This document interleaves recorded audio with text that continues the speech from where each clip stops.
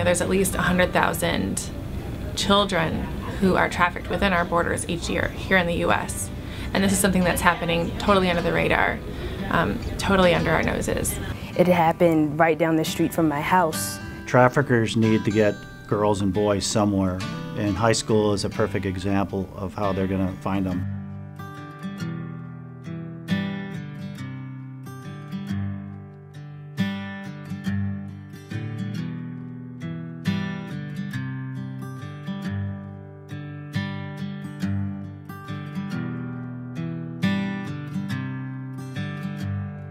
The average age of entry into forced prostitution is between 12 and 14 years old. This young girl said, "My mother was my first pimp.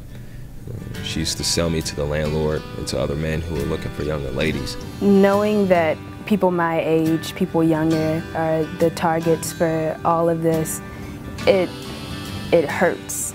He told me that he could help me become a model or an actress or a rock star. All those celebrities that you see on TV, he was going to help me become one of those people. And of course, at 14, that was a pretty big priority to me. If the traffickers are in the schools, that's where we need to be too.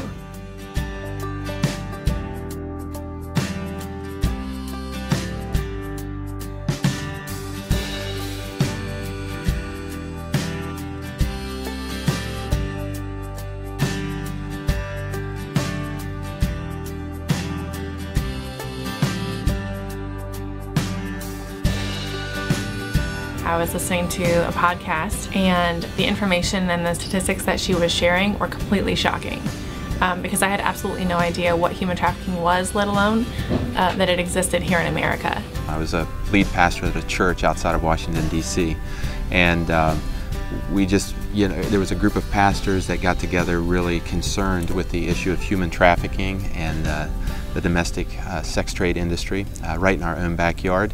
And we worked with a congressman, we worked with several NGOs, and eventually over time, I believe through International Justice Mission, we came in contact with the Richmond Justice Initiative. My motivation for starting the organization was that I realized that there is something that I can do to help end slavery.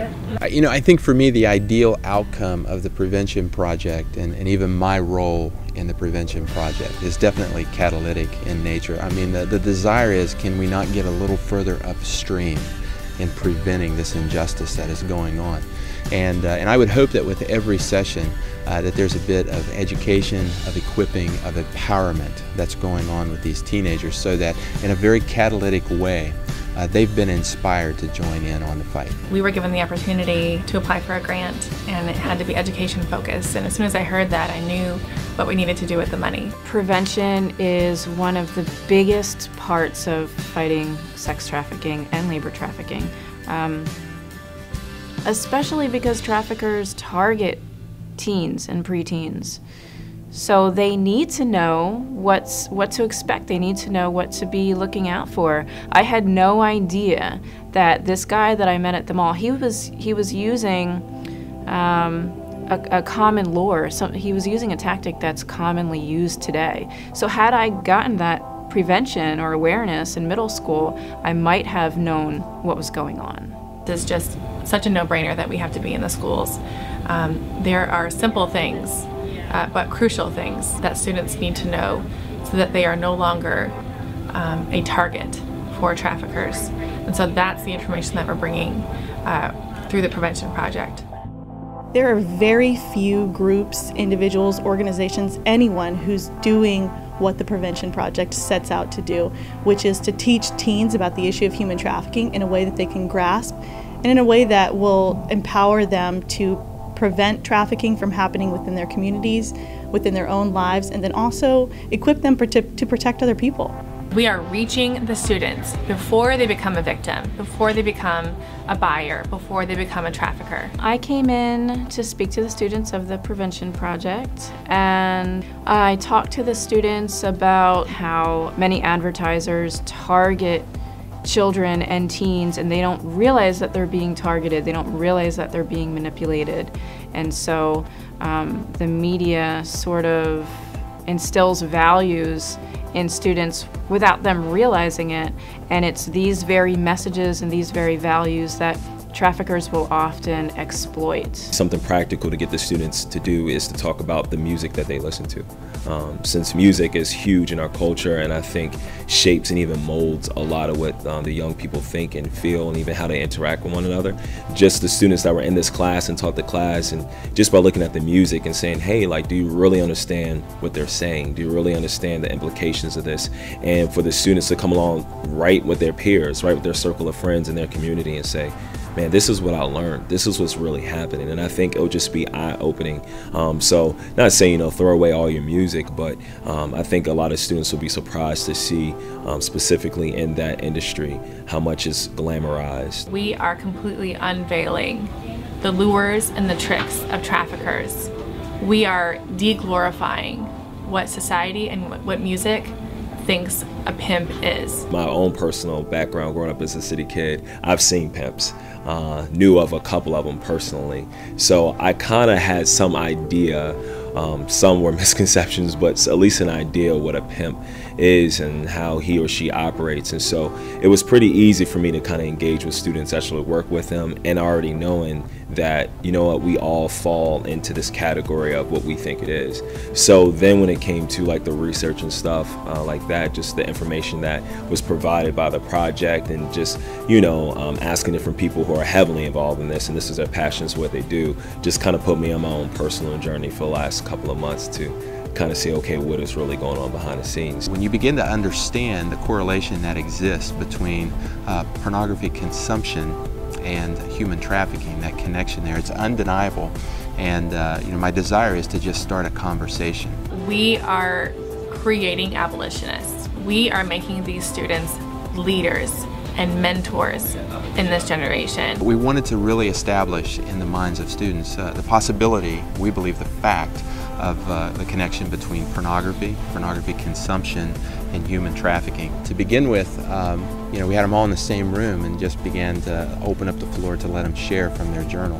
And you could tell just by what they were sharing, there was new conviction being formed over this. They were making the correlation, they were drawing the connection, you know, between what is going on with pornography in our culture, porn consumption, and how it has enabled and fed this industry. And to me that was very significant, because even though it's a moral issue, we were very careful not to come at it in a moralistic way. You know, we wanted to be very factual and to present the information in a clear way, trusting that these students would do the right thing with this information. So today I was very pleased with some of the feedback that we heard, that you could tell it was in their own words. These are their own thoughts that they're processing. It's relevant to this generation. It doesn't skirt around the issue at all, but it confronts it. It breaks down the topic in such a way that allows students to deal with all pieces of the issue and to process them, to discuss them, to understand them, and to create solutions for the problem. It's really amazing how much I've learned in this process. I really didn't know a lot about the topic either myself, and so I've just had the opportunity to talk just in passing with friends and family, and I've even gotten my niece to be interested in it. She's 14, and so she never heard of it, and so now she knows something about it, which, you know, I would never have had that opportunity to share it with her. So I'm really glad for everything I've learned. They're very disturbed by the facts and the statistics and the information they've been given, but they're actually really excited to educate other people. I've heard them talking to their friends in the hall. A lot of my students that aren't in the program talk about it because they've heard about it through these students. So I think that it's really opened their eyes and really motivated them. I know that they really want to do something about it. So I would hope that ideally that this project and my role in this project has been, you know, a catalyst in that 6 months from now, 9 months from now, a year from now, these students are not just aware of the situation that exists with modern day slavery, but they are active abolitionists in the movement.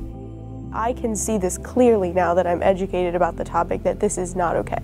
Once you find out what human trafficking is, and once you really get a glimpse inside the lives of those who have been trafficked, you're gonna wanna help, and there's nothing that can stop you. I finally feel like I'm doing something with an important issue that I've known about for a long time, but I've never really taken action against. I realized that I can actually make a difference. After this whole process, I've looked so much more into majoring in something with like international studies and maybe with a focus on human rights. This will stop. I want to be a part of it. We're all starting to create this, and this is only the beginning, and so I hope that it keeps going and one day I can say I started that.